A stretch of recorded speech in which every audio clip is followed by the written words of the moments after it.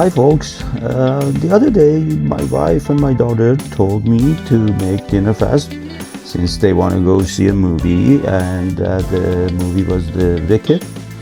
And so I did my ultimate Smashburger with caramelized onion and mushrooms. I show you how I did it. So I mixed 1 teaspoon of the following: black pepper, salt, onion powder, garlic powder, smoked paprika with 2 pounds of minced meat. Once the meat and spices are fully mixed, portion out about 150 grams for each patty.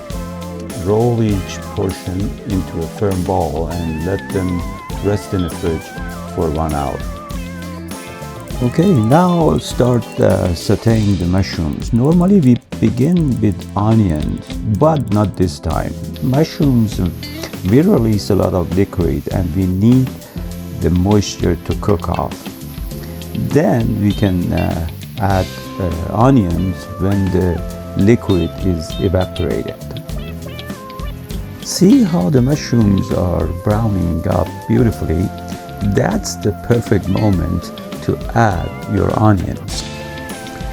After adding the onions, give everything a good mix and let the onions cook until they turn translucent.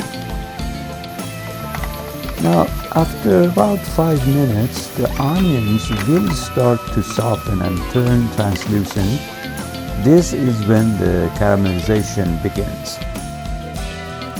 Let's shape the meat into smash burgers. I don't have a grill press, but I'm using my hands. I have 2 good tools right here. Now carefully transfer the smash patties to your hot pan and let the frying begin. About 4 minutes per side is all they need to get the perfect smash burger crust.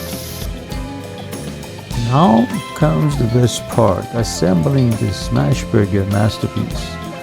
A bit of a ketchup, juicy tomato, crunchy lettuce, and some pickles, and mountain of caramelized mushroom and onion.